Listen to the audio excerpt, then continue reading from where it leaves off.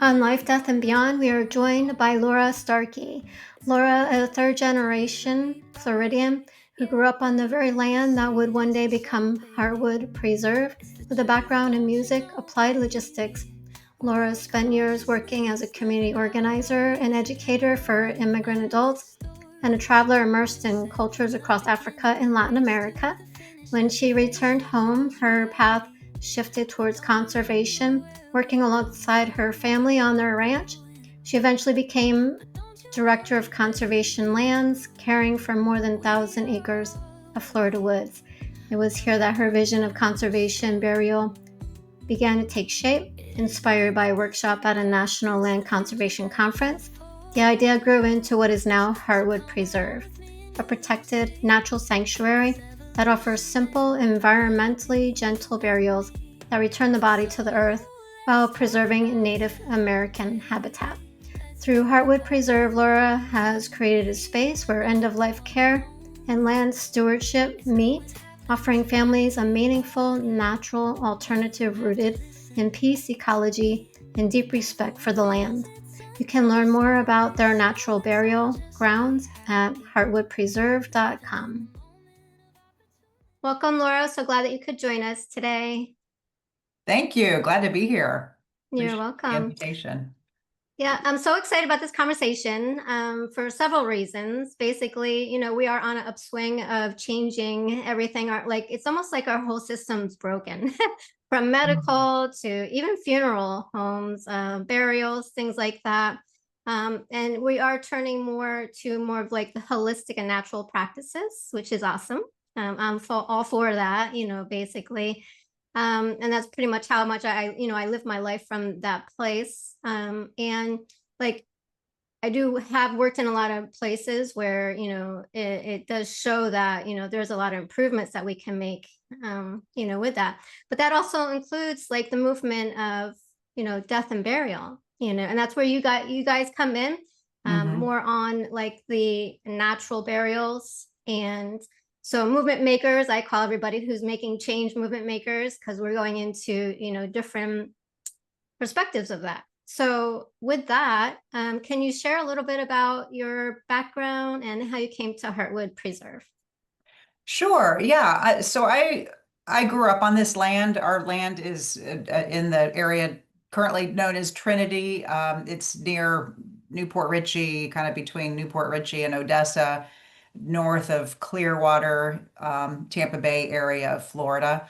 So we are on land that has been owned by my family since the 1930s. Of course, it was other peoples that have owned it over the centuries prior to us, the native people that lived here before. I want to always recognize and honor them. But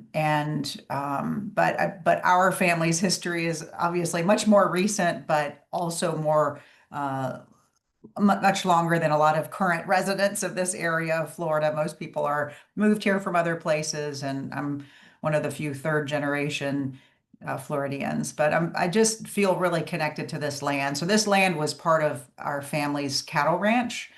This part of it was never developed into pasture area. It's natural woods that had remained in natural woods over the years. And so our family, my grandfather set aside half of that original ranch with an agreement with a purchase with the Water Management District, the state of Florida, to conserve most of that original ranch. And more of that land went into that conservation area after he passed away for us to pay his estate taxes. So anyway, our family's name is on the Starkey Wilderness Preserve, which is now become an 18,000 acre wilderness preserve, permanently protected. So this is a little corner of land that borders that big wilderness preserve.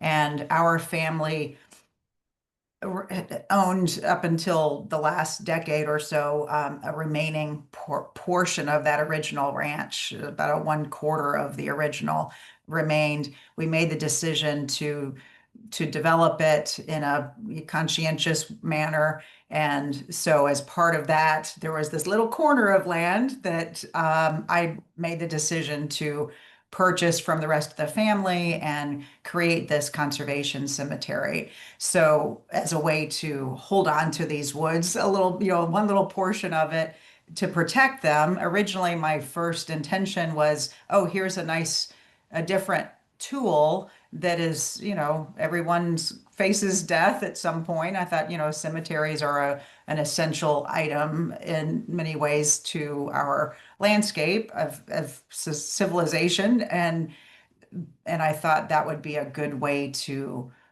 conserve the land. And then the more I learned about it, I realized it's actually a really beautiful, spiritually beautiful, emotionally touching way to connect to the land in our final act. And then to also, for me as the landowner of this little corner of paradise of old Florida, beautiful land, to be able to share it with other people uh, who have made the decision to be buried here. So that's kind of a bit of a nutshell of how I got this started or what was my motivation on that. So it kind of came at many people who come into the what we call the death care work, come from, either, human services of funeral services, or, maybe they grew up in the funeral home, world with their family, or were somehow drawn to the funeral services, death care, what we call death care aspect. I actually entered the door from land conservation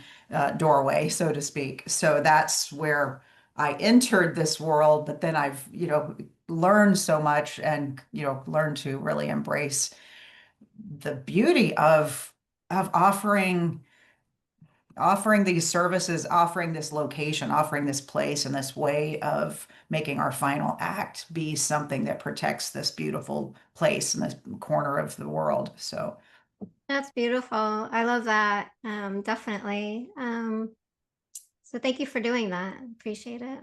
thanks. Because we do have to preserve as much as we can of land, because people are just, building and building and building, and with no concept or respect for the lands, Mhm. about how much they're taking up and using the resources and everything. So I love that you're adding that space for people, to have the time with nature and to do the burials. And Thank you. Yeah. you're welcome.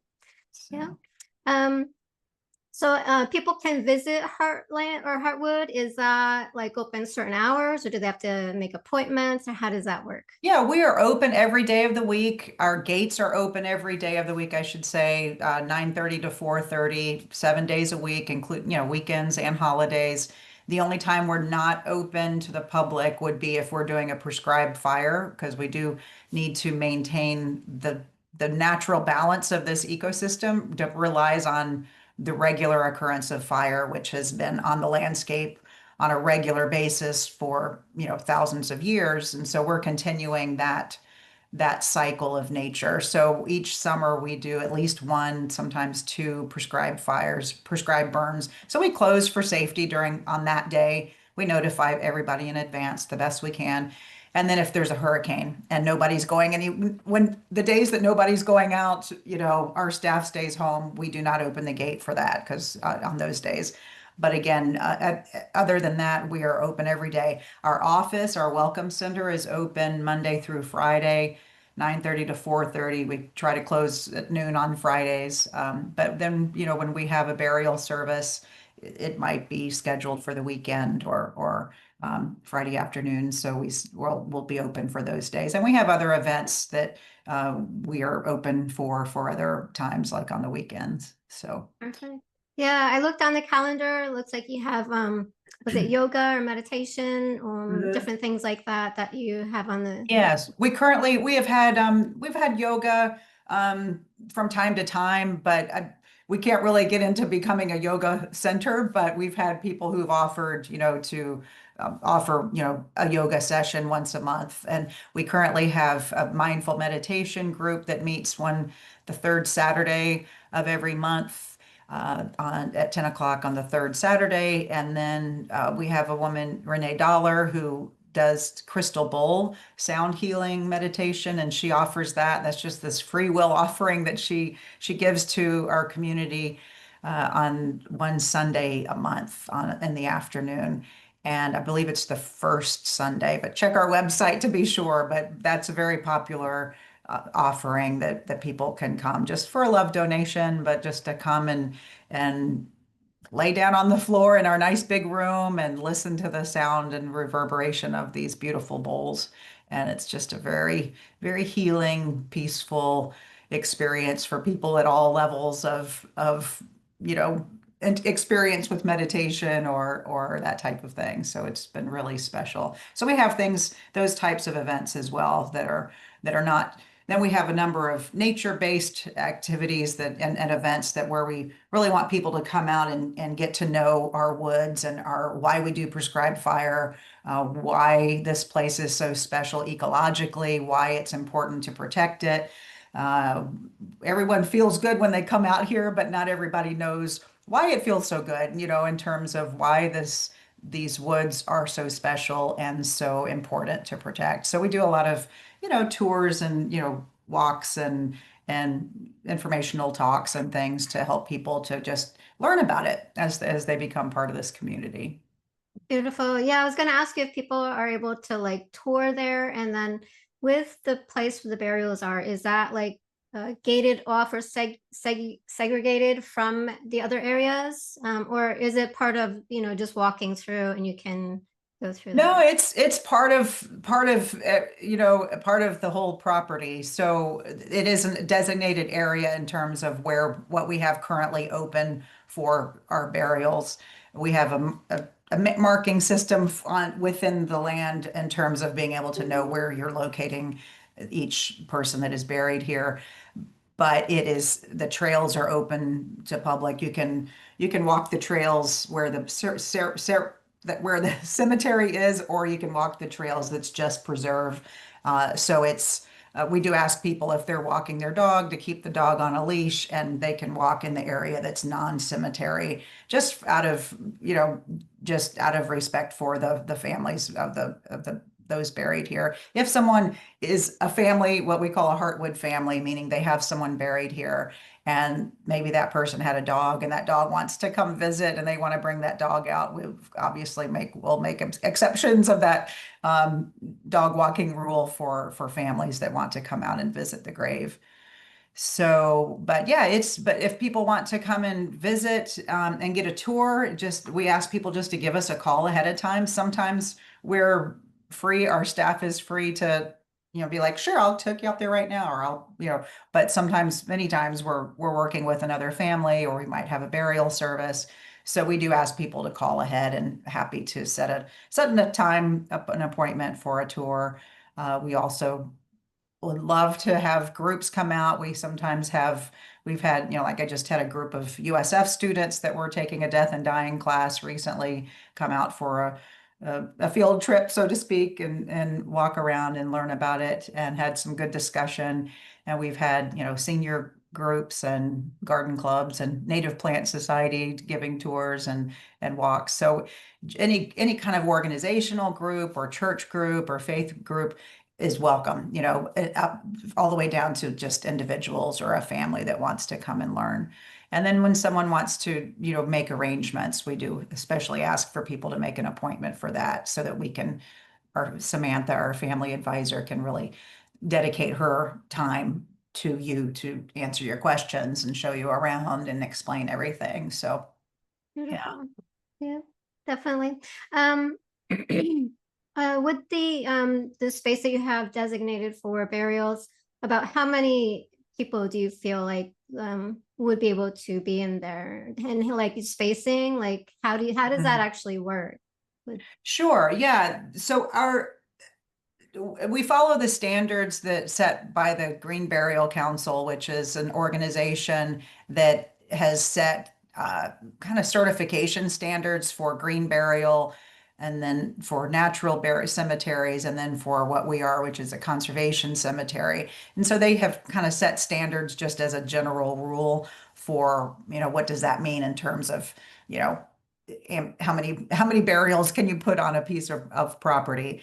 Our goal is not to utilize every space that's available out there, because we're also making space for or keeping space, I should say, for the trees and the shrubs and the wildflowers and the grasses that are what we're protecting here. So we're using probably 1/4 of the number of spaces that we could, maybe a quarter or a third of what we could if we were just a cemetery. So if you think about a regular conventional cemetery, it's a piece of land that has one use, and that use is cemetery from an official standpoint. Sure, the birds come and enjoy the trees and people go for walks, but in terms of land use, it's got one purpose, which is cemetery. So they're going to, use up all of the spaces that they possibly can because they want to maximize the use of that land. Hmm. For a conservation cemetery, the conservation part of it is we're conserving an ecosystem. So we're protecting longleaf pine trees and other large trees, and this biodiversity. So this biodiversity, if we filled it up with burial spaces, there wouldn't be the biodiversity. So therefore, we use up much fewer spaces than what are available. Our spaces are each 5 feet by 10 feet.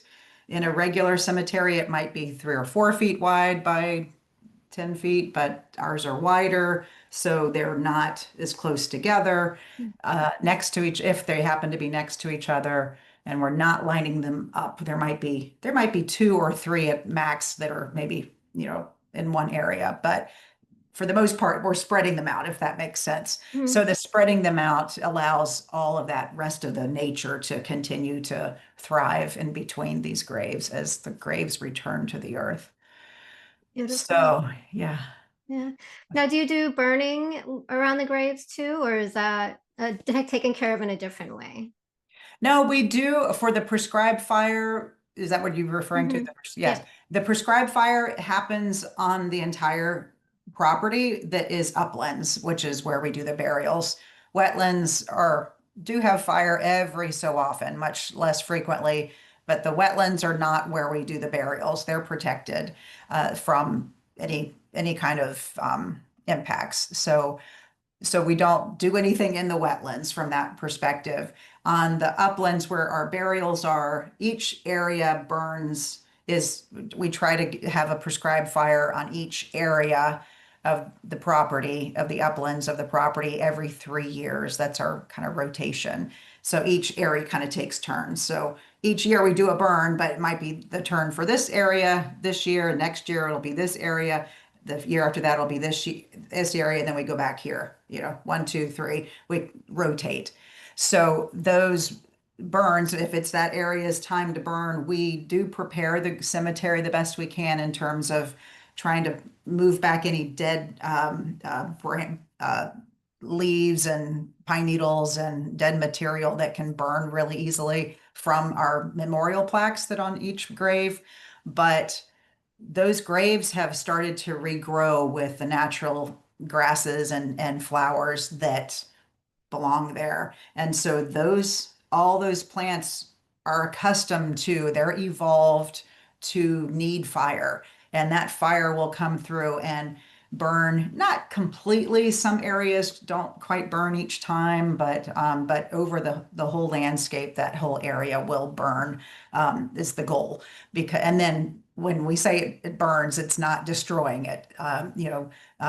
It's basically, I think of it as a spa day. If you go to the spa and you do a little exfoliating, and you're kind of refreshing your skin and your body, and it's kind of doing that for the nature preserve, for the cemetery. So all of the land is kind of cleaned up of its old dead branches and leaves and pine needles and dead grass and just all of the fuel that kind of builds up over time. It cleans it all up. It leaves some nutrients in the soil. It opens up the soil so that the seeds that then fall that year have space to germinate and then regrow. So the plants will basically come back to life within days and weeks of the burn, and then new life will come in as the seeds that are dropped for seeding for new things. So it's this whole thing that is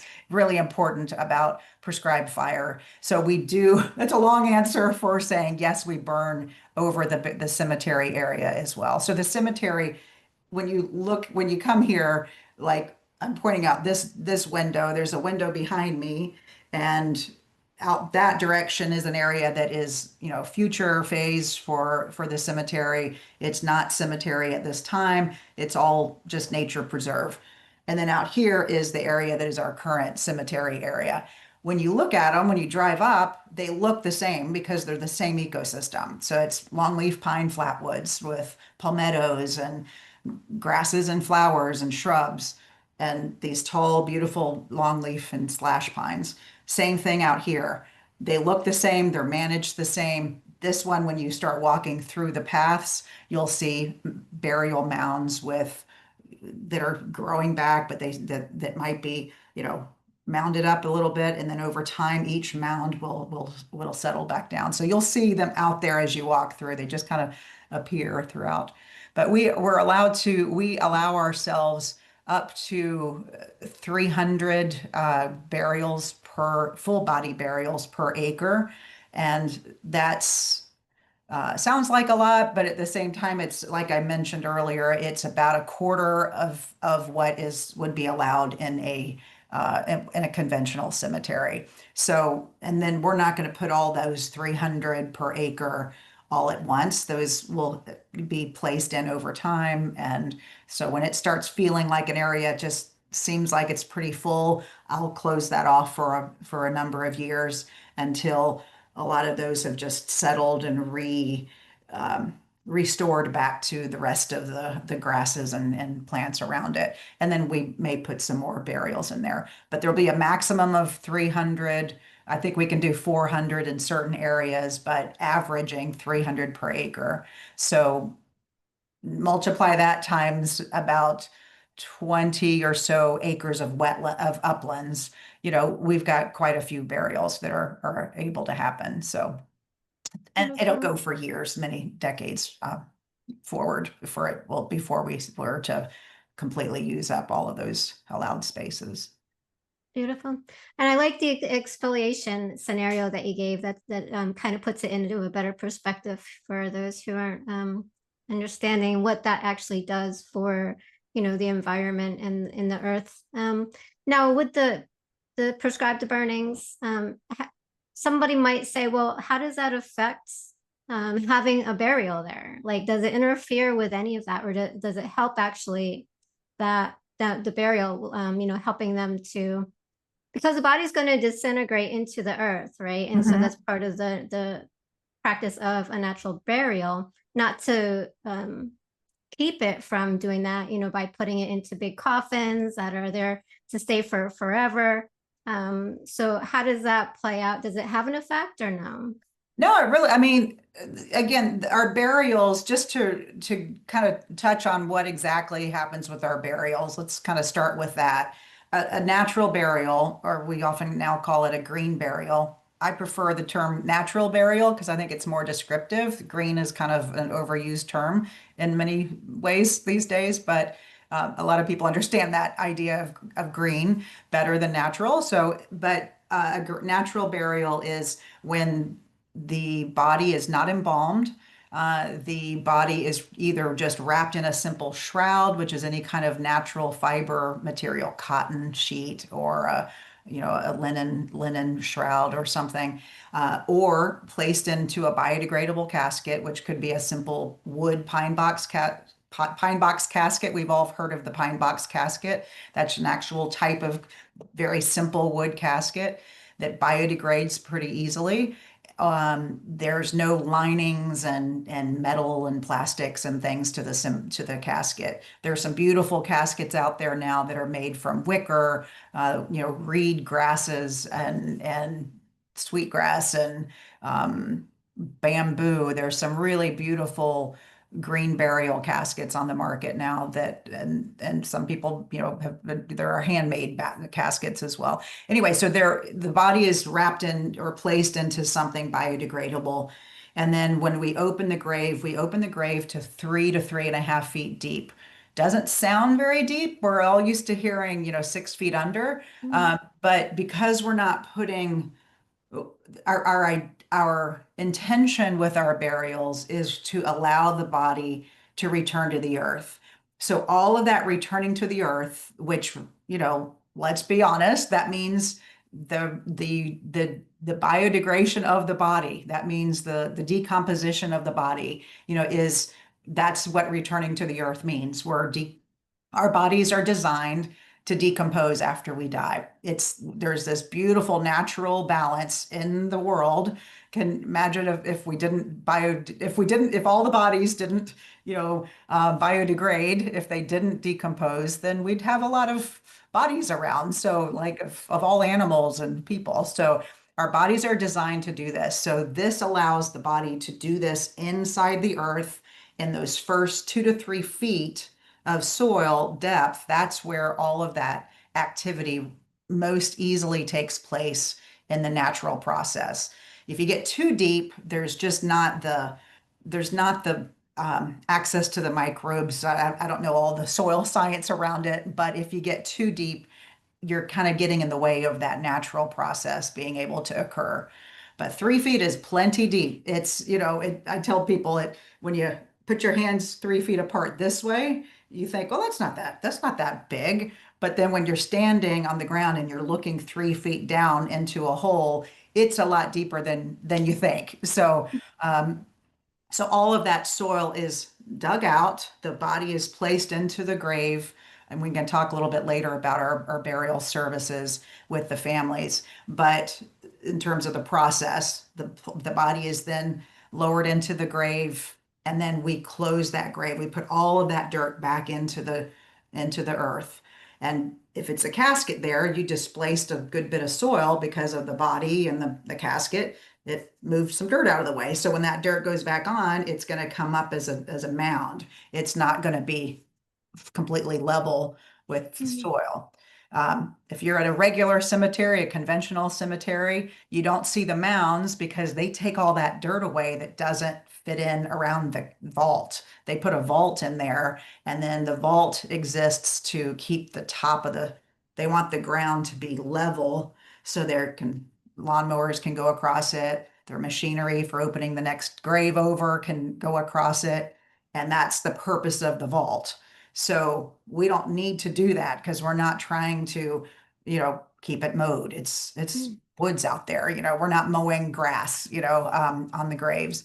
So we don't need that vault. That vault is designed to not biodegrade. It's made out of metal and concrete and sometimes plastic liners, and so it's meant to stay there. So we don't want that. So there's no vaults in our burials. All that soil is put back into the grave and mounded over. And so it will look like a mound. That is not the body laying on top of the ground with dirt over it. The body is 3 feet down. The mound is just the dirt that was displaced when we opened the grave, put the body and the casket in. So if that makes sense. Mhm. So during that time, so that body is safely underground. So getting back to your question about the fire, does the fire impact the burials? Obviously, we're not doing a burial on the day that we're doing the fire, and the burn is just a single day.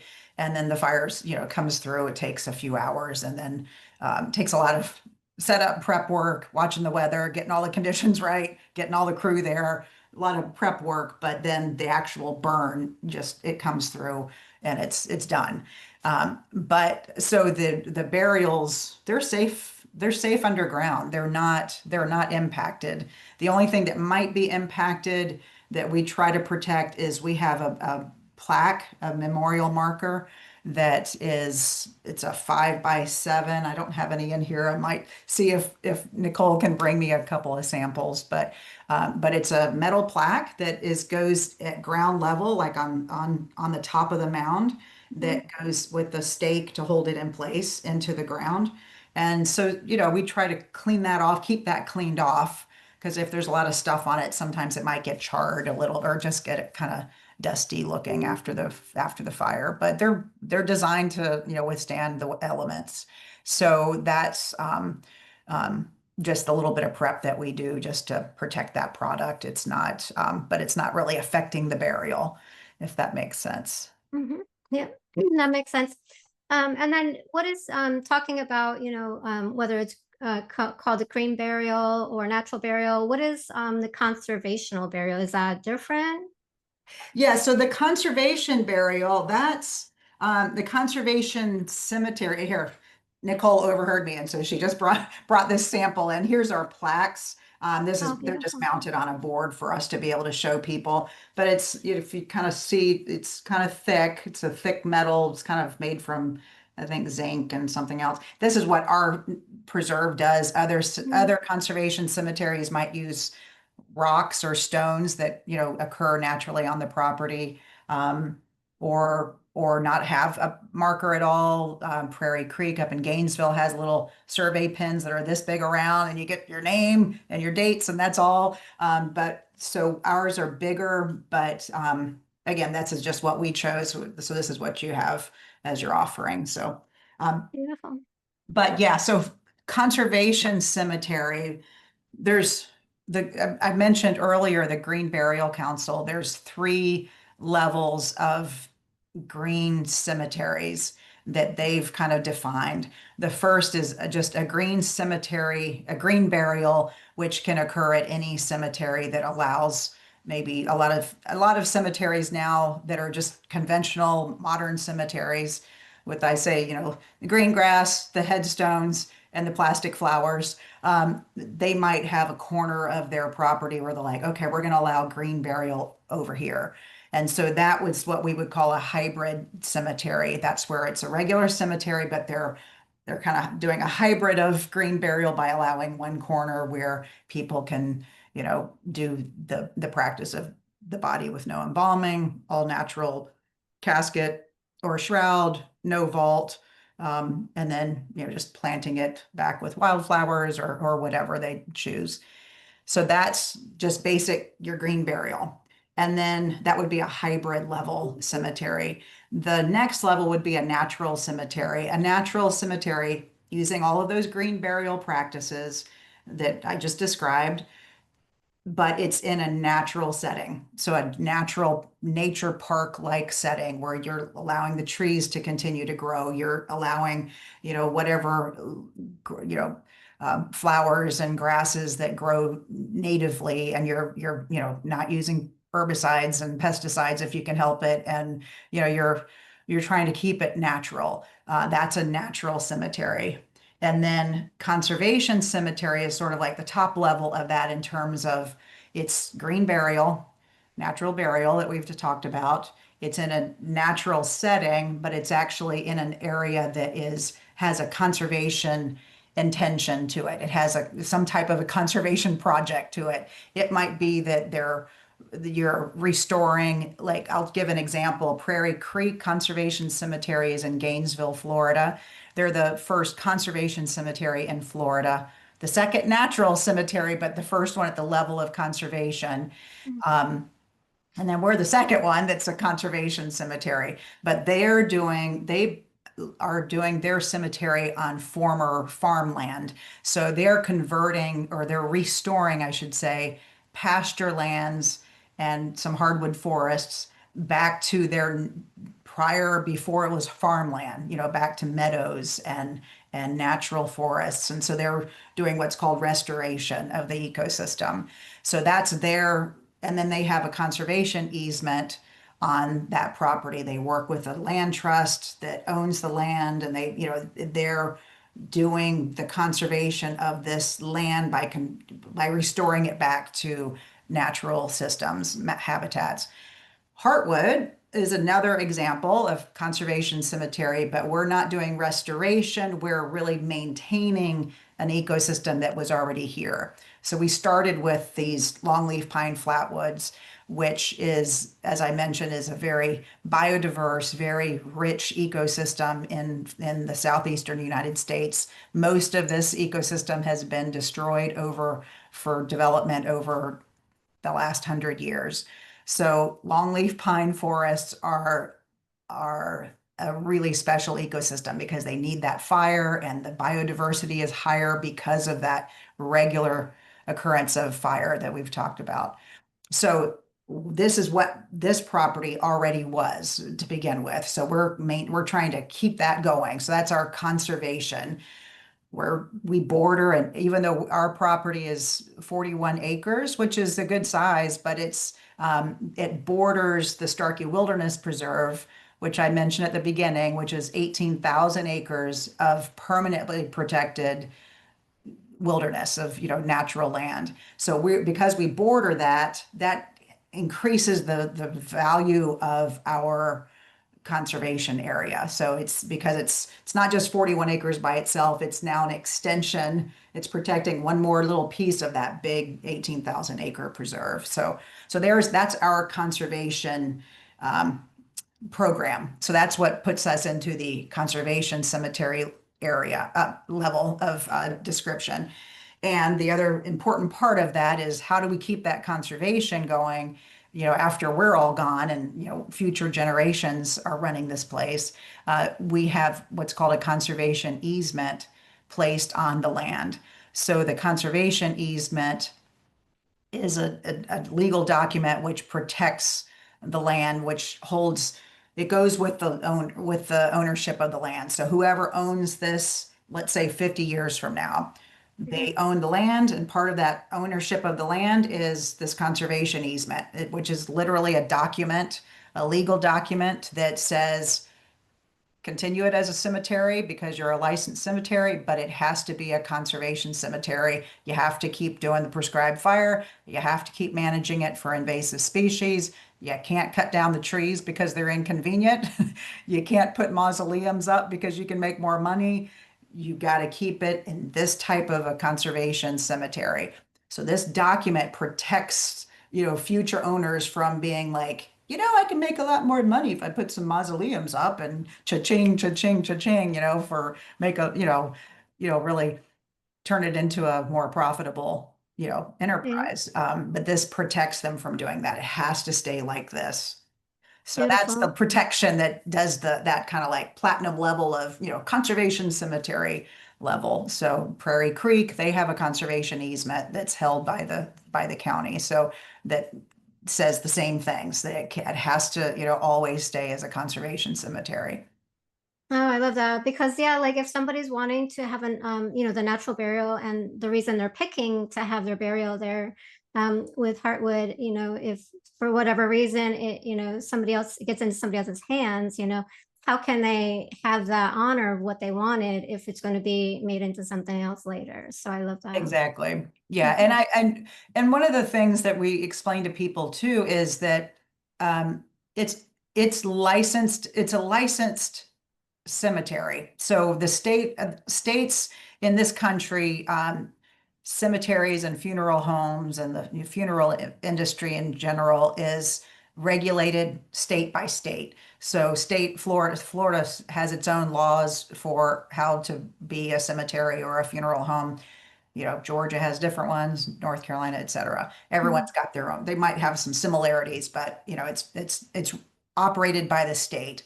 So the state has high protection level in Florida, especially for cemetery land, so land use. So once we've been we've gone through the process of becoming a cemetery, and we put that, when that first body went in the ground, 9 years ago, and we had already gotten our license. We had to have our license to be able to do that. We went through all that process. We got our license. The first body was buried. There was no turning back. We are now officially a cemetery. And so the land use designation as a cemetery, you can't just, decide, oh, I'm going to put a townhouse in here. Like I can't just like, if I have some land, with a restaurant on it, I could decide I'm going to tear it down and make a townhouse. Or I've got a house here, but it's zoned commercial, so I can tear it down and put a shopping strip here. Happens all the time in Florida. Those of us that live in Florida, we see it happening Mhm. everywhere. But when you have a cemetery use, you can't just do that. It's the hardest thing to try to do. So that's the first protection is, I'm not worried about this, having a highway come through here because of where we're located. We're surrounded by roads, so there's no direction that a road's going to eminent domain come through here, and it's protected as a cemetery, so it's a much higher protected land use designation than, say, a commercial unit or a residential property, which, someone could go get that rezoned. Well, I can't just go rezone this because it's a special designation. So anyway, so that's one layer of protection from a legal standpoint.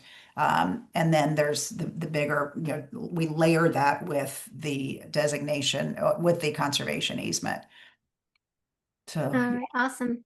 Yeah, definitely. It's I guess it's definitely like you want to make sure that you're going to do that before, doing that initial intake, of the burial, knowing that you can't make any changes. So mhm. definitely.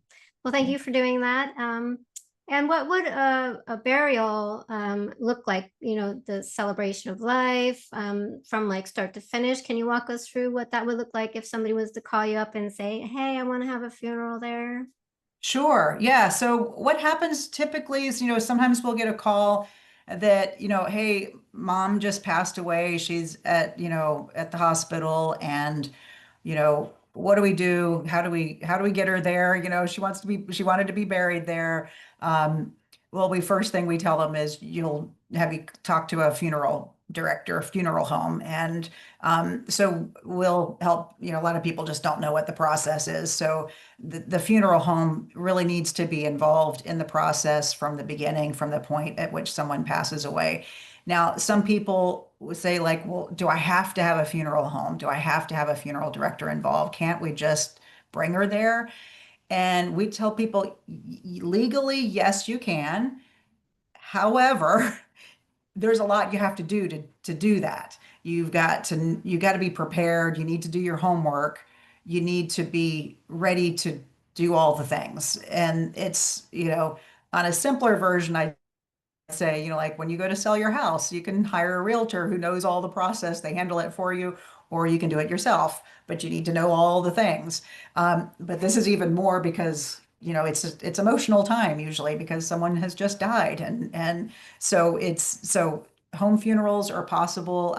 Foregoing the funeral home is possible, but you got to do your homework to know what to do. You can't just be like, oh, my husband just died. I want to not have a funeral home. And then I'm going to suddenly and I'm grieving because he just passed away. And now no, you kind of need to have done your homework ahead of time, is what Mhm. we kind of try to encourage people. So that said, there are many funeral homes that, the point of a funeral home is to serve the family. So they're there to help you with what you want. And if they're not willing to do that, you pick up the phone and call somebody else because there are a lot of funeral homes around and the good ones will take care of you with what you want. We Mhm. tell people, let them know that you wanted a natural burial at Heartwood Preserve. So we kind of talk people through that process if they haven't already made their plans. So a lot of people are, getting to know us ahead of time and making plans ahead of time, and so they're kind of learning ahead of what happens. But again, sometimes, many times, people, it's unexpected or they didn't pre-plan, which is fine. So on the day of, so we'll talk you through how to get in touch with the funeral home, what questions to ask. The funeral home, then it becomes, for a little bit, it becomes a three-party communication where the funeral home will call us and say, hi, Mrs. Jones just passed away. She's at the hospital. The family wants her to be buried there. And we're like, yes, we just spoke to him. And then we start arranging, like, when are you available for a burial? And then we'll talk with the family. The family will, between the family deciding, well, I've got family that wants to come in from out of town. Can we do it next Monday so they can fly in? Or can we do it before Thursday? Because we're we've been here at the hospital for weeks and someone's got to fly out on Friday. So, so we do all of that kind of arranging. It's just basically, it's like planning an event that you weren't necessarily ready to plan. But, when you plan a party or you plan another event, you have to figure out who's coming and, when you want to do it, set the time. And there's a little bit more of a timeline on it, but you have some time to plan for it. So we tell people you don't have to do this tomorrow. It's not like the burial has to happen tomorrow unless someone's religious Mhm. preferences are like, no, I really want her, like to be buried tomorrow before sundown. We can try to make that happen, but we have to find the location, help you find the space. We need to prepare it, clear the area, and the funeral home has to be available. So there's just some kind of like, just some logistics to work out. But we're Mhm. here to work with the funeral home to help it be easy for you. So we've got a couple dozen easily funeral homes in the Tampa Bay, South and South Florida area that have worked with us who know us. They know what the experience is. They're happy to work with the family and we communicate well. And so we've had really, really good experiences with the vast majority of the funeral homes who have called us to do a burial here. So um, you know, there's corporate owned funeral homes. We probably don't hear from them as much, but occasionally we do, and they're fine, but it tends to be more of the smaller, independently owned funeral homes that are tend to be more open and commonly using natural burial. So, but not exclusively. So we work with the funeral home, the family, that there's all of that kind of arranging and getting the date set. It kind of depends on the conditions of how the death occurred and when the family's coming into town. And then we really, we work with the family. They'll come out and, sign the papers if they haven't already, do the purchase, and then we'll help them, go out on the property and find a burial space where they would like for her or him to be buried. And we will, talk them through that process and help them find that. And then, set the date for the service. So the day of the service, we have, a couple different, a number of different ways we can help the family through this. If it's going to be just, sometimes it's, just a few people, like I've kind of forgotten to mention that if someone's cremated, we do have burial of cremated remains. So Mhm. for example, this Friday, we have a burial for cremation that is going to just be like three people, the immediate family are going to be here for it. So it can be as simple as one or two or three people up to 100 people. I think the largest sizes we've had are, around 120, 150 people.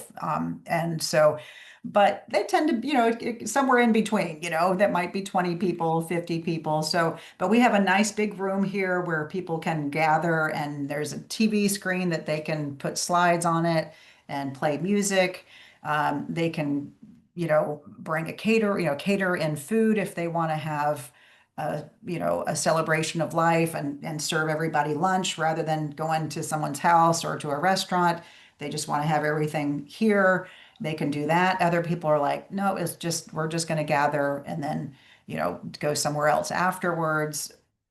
That's kind of, it runs the gamut of what people Mhm. want to do. Um, then once everyone has arrived, let's say it's a 10 o'clock service that's been scheduled, we have our crew here ready to go, ready earlier that morning. And so the day of the burial comes, everyone arrives. We welcome everyone. This is how we do our services. Every cemetery is going to have a little bit different approach, but here at Heartwood, we have this beautiful welcome center that has space for people to come and gather um, and we have restrooms. We always serve some coffee, ice water. We have tissues everywhere, tissue boxes everywhere, and so everyone gathers in the welcome center.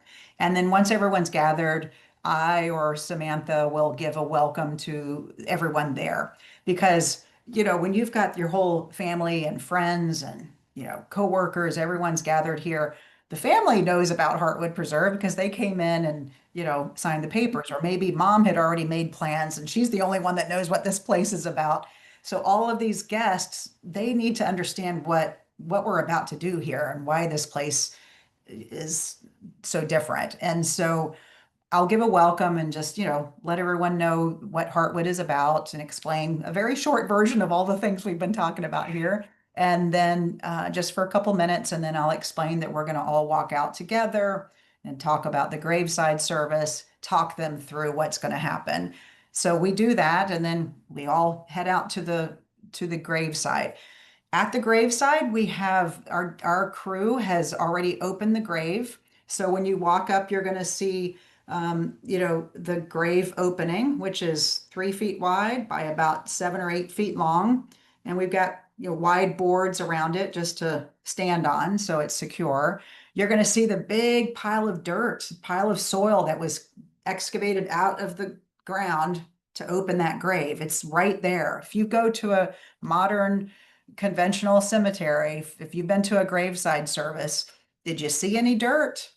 Probably not. They probably took all the dirt away, covered the edges of the hole with green astroturf, and then they have the big casket covering the hole. You're not even seeing inside that grave because they have a little skirt around this automatic lowering device. It's very automated. It's very, plush and everything. They're they're not showing you what that you don't they kind of want to hide, I Mm-hmm. guess, the fact that the body's going into the earth.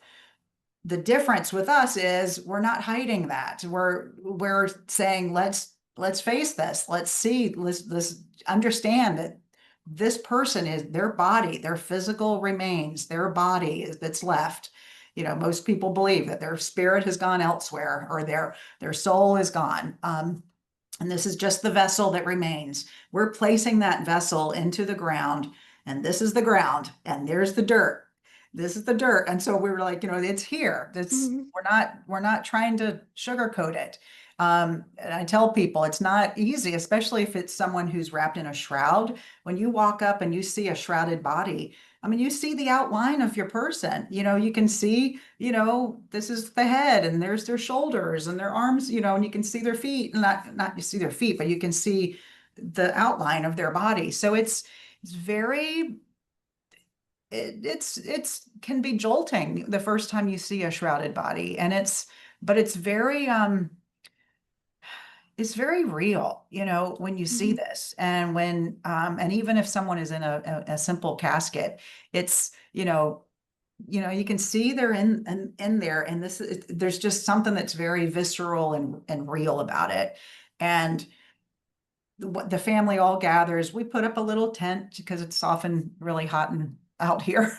Mm-hmm. Most months of the year are really bright. And then if there's a clergy person that wants to, do any graveside, services, or if the family wants to, have music, sing a song, or read poetry, or say some final words. Some families just have nothing to say. They just want to stand there, and they might have flowers, cut flowers they can place in the grave or place on top of the body or on top of the casket. So this time is really a very kind of hand like hewn, sort of like designed by the family process. So whatever, some families are verbose and they're going to stand there and want to tell stories for a long time, and if it's 98 degrees out, and we'll be like, okay, you can tell the rest of the stories inside afterwards. We got, it's getting kind of hot out here. But we work with families to limit the time just because when it's just too hot.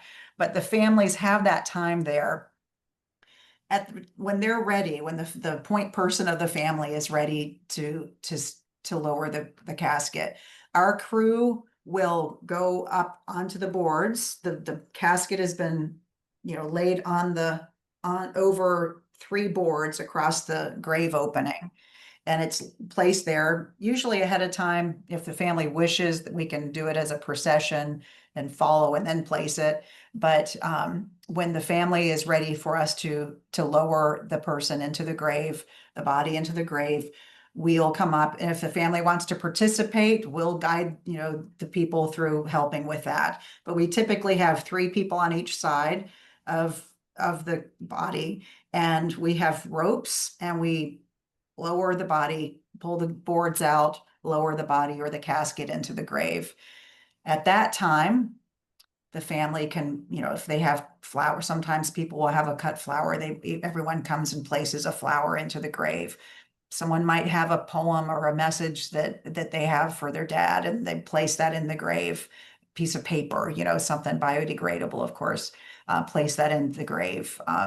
So people can, kind of do, personalized items again, of course, if they're biodegradable and not something that can grow, that's introduced, put that in the grave with them. At that time, we invite the family to come up to the big pile of soil, and we have shovels. We invite them to take a shovel and begin to close the grave with that dirt. And I tell people it's not easy to do it, and not everybody chooses to do this, but we give this opportunity to people it's somehow, it's like a physical action that helps you to kind of physically say goodbye to that physical form of your loved one. They're still in your heart, they're still in your mind with stories and memories, and all around us, whatever your beliefs are, but their body is going in this ground. And so our ability to say goodbye physically, with the physical soil. And some people might just take a handful of the dirt and place it in. Some people just get in there and just do a bunch of shovelfuls. Other people just do a small amount, just kind of ritually or ceremonially. So we give everyone that opportunity. Whoever wants to come forward and do that, from just the immediate family to everybody there. We then invite everyone to, either go for a walk or come back to the welcome center and, have fellowship if they've got something planned inside. Some people come back in, and that's when they're telling stories or having a service. And then during that time, our crew will finish closing the grave. And so once we've closed the grave, we kind of rake over that mound that I described earlier. And so that mound will be just nice and raked over. At the end of the family's time, after we've finished closing the grave, we take them back out to the grave so they can see the grave closed. And then we have wildflower seeds, that we have a little bowl of these wildflower seeds that are from this land, this ecosystem. And these seeds, and we explain this to people, only use these seeds. Don't be bringing wildflower seeds from somewhere else, because they're not the same plants. But when everyone comes and just sprinkles it over the top of the mound, and that gives someone, especially if maybe people weren't into the shovel, dirt part, but everyone likes to do the flower seeds. That's at that point, everyone's like, okay. And it feels kind of like one last final gift to that process of just helping this disturbance of this piece of the ground, by reseeding the top of it to help it, to kind of replenish its life on top. And then we put some pine needles over the top, because we have lots of pine needles here, being a pine forest. And so that kind of makes it nice. And then families might, if they have cut flowers, they can place flowers on the grave just to decorate it that way. So anyway, that's kind of how the services go. And the families come back and visit whenever they want. We have a memorial ceremony every November, the first weekend of November, for families to come together and say, just to remember their people. So. Beautiful. Yeah, I think there's something to be said about being raw and, the truth, in it, because it helps with, acceptance, healing, processing. And I think when we cover up some of the aspects like they do at the funerals, to make it look good, it doesn't register in the mind. I feel like sometimes it gets bypassed, and we don't realize the intentions that we're doing when we're setting that and doing that, when helping people to process, death and grief and things like that. So, Mhm. Yeah, yeah. I agree. I agree. I think there's, we do, it's kind of like, I don't know if this is a good analogy or, but it's kind of like if you have, children and you try to protect them, you want to keep them safe. But if you protect them from everything, then, like anything that's uncomfortable, then when they get out, again, I don't know if this is an analogy that holds, equivalent, but it kind of makes me think of that when we overprotect ourselves, it doesn't help with the healing Mhm. necessarily. You know, yeah, we could talk about that whole aspect for a while, I think, but it's Yeah. as yeah, there's something that is, when we give the welcome, I like to tell people, like, when you walk up there, it's not easy. We're not telling you that this is an easier way to say goodbye, Mhm. but we hope that you will find you will find peace and comfort through this process. And people leave, because we have people that come and they're just like, most people are like, what is this place? And then we have some people who are like, got this kind of their body language and they're kind of looking around like, I don't know, this is crazy. This is weird. What are you guys doing out here? What do you mean this is a cemetery? But then when they leave, if they stay for the whole service and they come back and they do the wildflower seeds, so much of the time, almost always, there's just this, like the shoulders drop, the energy just relaxes, and the smiles, people start to smile again after the end. Like there's a lot of these are really emotional burials, death is emotional. And so Mhm. and some of these are very sad ones, they're, some of them are just someone who lived a good long life and everyone's, like, oh, she's at rest now and she had a good life, but then we have some that are young and died tragically or sadly, and they're very emotional. We go through those tissue boxes, but it's there's just something that is people come and find peace when and then they come back to visit. We have a young mother of a young man. She was very young when she had him, and he died um, from depression. I think he took his own life, and he was in his early 20s, and it was just devastating for everybody. It was just one of the most highly emotional burials that we've had, and it was deeply sad. And she fortunately she lives near here and she comes out all the time and she's just adorable. She'll come out and just, put a mat out next to his grave, like on a little grassy area nearby, and take a book and just sit and kind of hang out and put pine cones all around them. And so she's able to come back and just be in this beautiful setting and just have her time to just be with them, and be in his memory and his, in his energy and everything. So it's not only the day of that's really special for people, but also their ability to come back and visit and just be in a beautiful space, that doesn't feel like a cemetery. And don't get me Mhm. wrong, I like cemeteries. I actually really like old, historic cemeteries where you can go see these beautiful old, headstones and statues that are covered in mosses, and you learn all these, stories. You can start piecing together history. So I think there's a beautiful place for those, um, but this place just doesn't have that feel to it. It's just it's Mhm. different. So. Yeah. I love that. Like, and plant, putting out the seeds is almost like a rebirth, regenerating new growth, rebirth Mhm. as people move on. It's like symbolic. And I like that you have like a monthly gathering where people can come back. Because a lot of grave, they tend to be done and nobody comes back to visit. So it helps to Mhm. initiate, people to come back and enjoy nature. Nature in itself is healing. Mhm. That's why I go out to nature as much as I possibly can. It's Mhm. my space.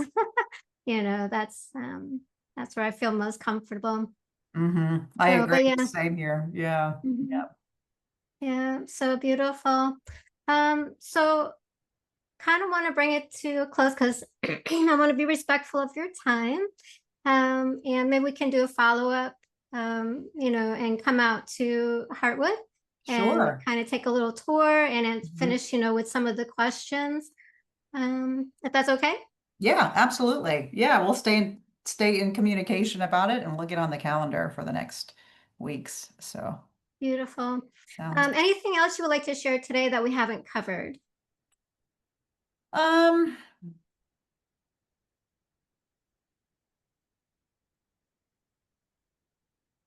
I think that gosh, there's a lot that could be said, but nothing's coming to mind right now. I think we covered a good bit of ground. I will say anyone that wants to come visit, as I said earlier, please come and see it. I think it, you know, I think I do a okay job of explaining it, because Mhm. I've talked about it many times over the years, but it just doesn't replace being able to come out and see the space and see the place here. And so coming out for a tour, and if you do happen to, come to a burial here, that is really where you really experience it.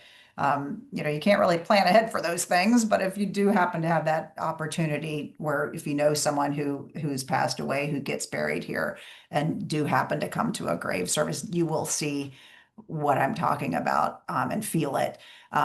But in the meantime, I don't wish that on anyone, of course. But I will say that that is the most poignant way to understand what makes this so special, whether it's here or another conservation natural cemetery. But to come out and just visit it, we just recommend it. You can just it kind of makes sense, and we can explain about like here's where the map, how we do our maps. I didn't get into those kind of details. We can do that when you come to visit, but Mhm. seeing it in person, somehow it just kind of makes it go, oh, okay, I think I got it now. So I do encourage people, if you're interested in this, and if you're in another state, if you're watching this from another state, I will say I'm president currently, but helped start an organization called the Conservation Burial Alliance. And the Conservation Burial Alliance.org. And I'm sure I can send that to you. You can put that up on your YouTube channel. The Mhm. CBA, the Conservation Burial Alliance, we formed to really for twofold reasons. One is to support each other, those of us that are doing this around the country. There aren't many of us because it's a big endeavor to get to this point of having a new cemetery and having it be a conservation cemetery. So we're kind of inventing it over these, it's been a couple decades for a lot of them, but more and more are coming online. So for us that are already operating these cemeteries, we form to just kind of help support each other. And then we're also helping to support those who want to start one in their state or in their region because there is a lot to do for it. So if you know anyone, if you're interested in it, learning more about it, um, we are we do webinars and we have membership forums where you can come in and just like ask questions about things and hear other people chiming in and it's just a really good support. It's a very simple membership based organization, very small budget, just we're Mhm. just mostly just coming together to be supportive as an alliance, not a big organization. So but it's a good place to learn about conservation burial and to get connected with areas that are doing this and find out where there is one if you're in another part of the country besides central or north Florida, to find out where these are coming online. But certainly Google, natural burial near me, and see what's going on. But I do encourage people to really look for it in your area. And if there's opportunities to support some group that's trying to get one of these started, do what you can to support them because it's a lot of work. It's a lot of takes a lot of time and resource to get it going, but it's very, very worthwhile. So we'd love to see more of these all over the country. So there's many states in the country that don't have any, Mhm. several of the states have several, but Florida has in the southeastern United States have probably more than the rest of the country, but there's several in California, several in the Northwest, so they're coming up in different places, but that's a good place to find out about them. Conservation Burial Alliance.org. So tell them Beautiful. Laura sent you. Thank you. Thank Appreciate you, it. Yeah, I Laura. was on their Yeah, website, and yeah, it looks like more and more are popping up around the world. So that's good. yeah, good. Yeah. So, well, Yeah. thank you, Laura. This has been fun. I appreciate your questions and your inviting me on with your show, and I wish you all the best with your YouTube channel. It's and your organization that you're working, the work that you do. So, Thank thank you. you. Appreciate it. And you as well. Let's talk about death, baby. Let's talk about you and me. We're not the one and only. It's going to happen to everybody. Yeah, baby. Say it isn't so, baby.